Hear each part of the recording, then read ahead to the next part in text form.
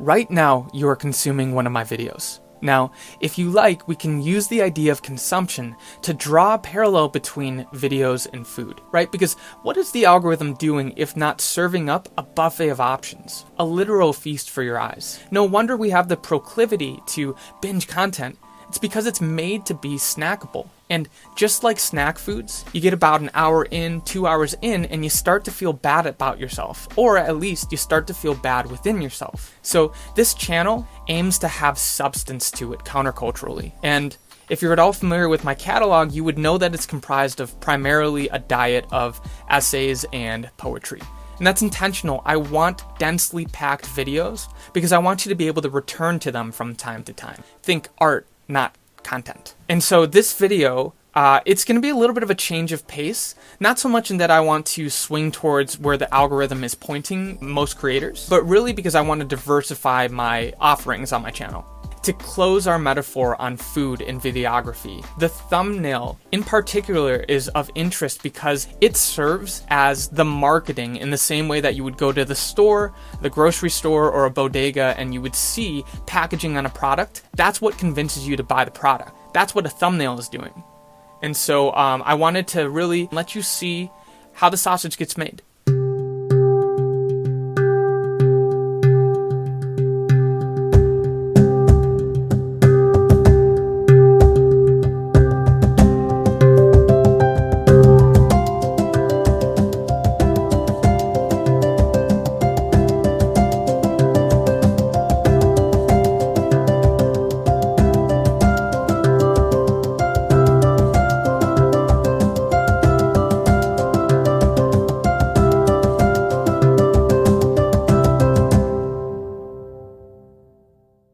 So today, we're going to look at the journey of 3 different thumbnails, and we're going to start off with this Olivia Rodrigo thumbnail. The video is premised around the idea of Olivia's music being simple, but not basic.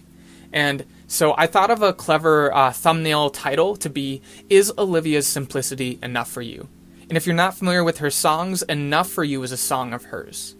And so here you're going to see me drop in the text here, and then because Enough for You, I want to emphasize it, I'm actually going to make it a different font from the rest of the text, make it bigger for emphasis, and I'm also going to change the colors here, and we're also going to color correct, we're going to match the colors to the color of her dress.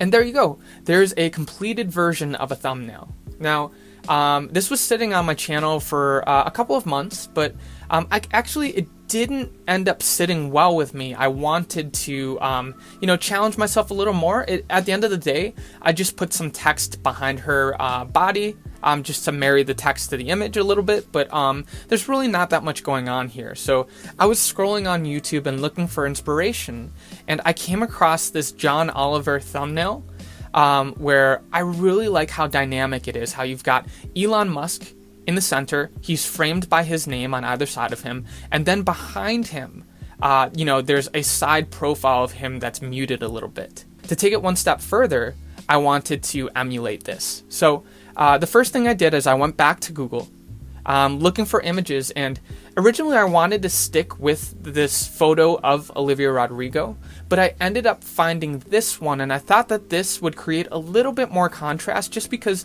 we can see more of her body, which means that we can shrink her down more in relation to her side profile face, which is going to be blown up behind her. So we're going to put that in, we're going to remove the background, and now the next thing is for us to look for a side profile image of Olivia. And just to make this a little bit more readable, we're going to make the image behind duotone, and we're going to center everything just like that. The Elon Musk had very clean-cut text, which I think fits his tech bro kind of feel, right? He's in a different space than Olivia Rodrigo is. So I wanted a little bit more playful font. And so here's me just looking for different fonts about Olivia Rodrigo. I arrived at this one. I like how it looks. And just to make it pop a little bit more and make it more readable against the dark background, I'm going to give it a little bit of a shadow here. I like this lavender gradient, which works with the dark purple and again ties in with the flowers. And one thing that I like to do sometimes to add texture is I like to add little paint splotches make them a little muted, and it adds just a little bit of texture to the image. And there you go. There is my actual finalized version of the Olivia Rodrigo thumbnail. Next, I was on YouTube and looking for inspiration for thumbnails, and I came across this one it's a Jim Carrey movie, The Eternal Sunshine of the Spotless Mind. And I really like how the actors are bordered by this white border, and how actually they come out of their photo and kind of bleed into the border as well. I ended up using this for a Steph Curry video, and Steph Curry has a lot of iconic celebrations, a lot of basketball players do. This celebration here, and this is adapted from Home Alone, I believe. We're going to use this and reinterpret it to fit the theme of our video. The theme of the video is the math that underscores everything that basketball players do. It's a very analytics-driven sport. The clever title that I wanted to use for this is, Does Any of It Add Up? We're going to shift it right behind his shoulder just to give it a little bit of dynamic feel, a little bit more movement, and it's not just going to feel like I plopped text on top. Next, what we're going to do is we're going to try and create that white border. So how we're going to do that is we're going to soften the edges and make them rounded off. And here you see me just putting a blue border out there to make that happen. We're going to sync those up. We're going to get Steph Curry's image. We're going to make that rounded off. And we're actually going to zoom Steph Curry so his head gets cut off, but then we're going to separate him from the background. And he's going to look like he's coming out of the page. Because we're talking about numbers, I was thinking about making it feel sort of like math class. So I ended up arriving at graphing paper. And I think that looks really nice here. What do we do on graphing paper? Well, in math class, we write symbols, right? And so I wanted to have some symbols just to demonstrate and drive the point home of, does any of it add up? And what do you write with? You write with a pen or a pencil. So I like skewing a pencil off to the side here just to add a little bit more, make the image feel a little bit more lived in. And the final flourish here, just like with the Olivia Rodrigo photo, we're going to put some paint splotches in the background. This time they're going to be a little bit more visible here. And that is the second thumbnail done. Lastly, we're going to look at a third thumbnail. And this was my most ambitious thumbnail of the three, and actually my most ambitious today. The premise of this video is it's about a soccer player. His name's Hulk, and he's named after the Incredible Hulk from Marvel. The first image I arrived at was this one. We're going to start with this as a base. And I like this one. So what we're going to do here is we're going to expand it. And we're just going to put some photo frames in it that generally match the size of this panel. I have a few photos of Hulk that I want to put in, but then I'm also playing around with, creating a sense of setting and dynamism. And so at the bottom here, I wanted to put some text and some comic booky text just to convey to the reader that, hey, this is about the Incredible Hulk. I like shuttling the soccer ball off to the right because the text I want to put is the Incredible Hulk. And here I'm just playing around with colors. And I like putting a border around Hulk just for some emphasis and just to try something. I like the in front of Incredible. And here, it's a nice little thumbnail right there. Here's a famous statue from Rio de Janeiro. Just, again, adding some setting. And, I was struggling because there wasn't much unity between the images. So I noticed how there was, a color theme. I can't get like an artwork theme because these are real images. I wanted to get a color theme, and so I played around with that, and I arrived at something like this. But especially with the kid playing street soccer, the shadowing doesn't work anymore, and I felt I could make it one step further. And a lot of creating thumbnails is trial and error. So I was looking at more comic book reference, and I saw this evolution of Hulk and thought that I could emulate that. So here's me. I'm getting varying pictures of Hulk. I actually ended up thinking, why don't I just make a comic book page and put Hulk in the center of it? I ended up first trying to use that Elon Musk background where you've got Hulk in the front and a bigger Hulk in the background. So here's the first iteration, the first pass of that. I thought that this darker, not too busy image in the background would work, but the images don't really pair well together in my mind. I tried this one. I didn't love it, but I felt we were headed in the right direction. Eventually we ended up at this one, and this one's not too bad, but again, it just kind of looks like I pasted an image of Hulk on top of an image of the comic book character. We're playing around here, and so here, I just thought we would start from scratch and just create our own sort of a comic book background. So here's the first pass. I like this image a lot. I like how zoomed in it is, but what was bugging me is that it's just not centered. Going back to that image of the Hulk flexing, I think that conveys that he's the Incredible Hulk, emulates the comic book character. And so now we're getting a nice base, a nice framework. I'm actually going to bend the text around the Hulk just to place emphasis on the subject of our comic book. And to add a little bit more parallelism, because I do have a border around the word Hulk, I'm going to create a border around the Hulk. So here you see me doing that. Now next what you're seeing me do is just arrive at what the background is going to look like.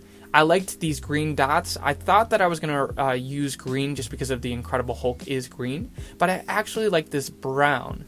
And here's me playing around with different comic book style patterns, some dots here, but I thought that they were a little too busy. And I liked these lines, which draw attention to the center of the comic book. This is a good base.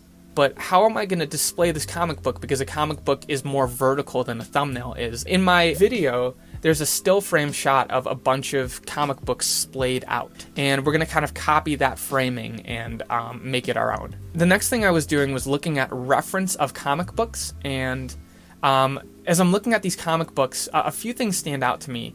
And really, the one thing that pops out to me the most is there's this stamp here. And it says, approved by the Comics Code Authority. And I thought that'd be really a great way to integrate my own brand, Sunday Best. So we're going to slap a stamp because we don't have any space up top.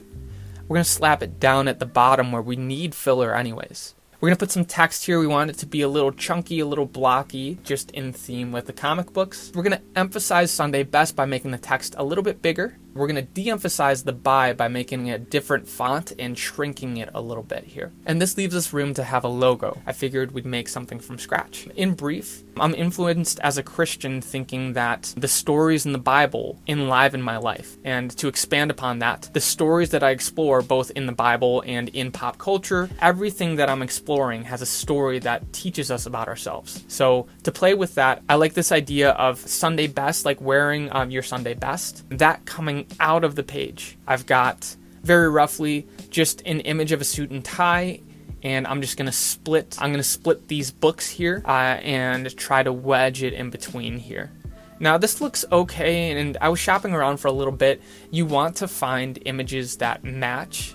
And so I ended up arriving at, I liked these books, the softness of it, the roundness of it. And so here are the books. We're going to split these because we want to put the suit and tie in between. And I arrived at this image because I thought that the edges of the book match the edges of the suit. So it's going to feel as though they were designed for one another. It's not going to feel as though I just grabbed two separate images and slapped them together. So here's me just shaping things up, rotating them. I know that there are other editing softwares that are maybe a bit more precise, but working with the tools that I have, this is how I ended up getting my image here.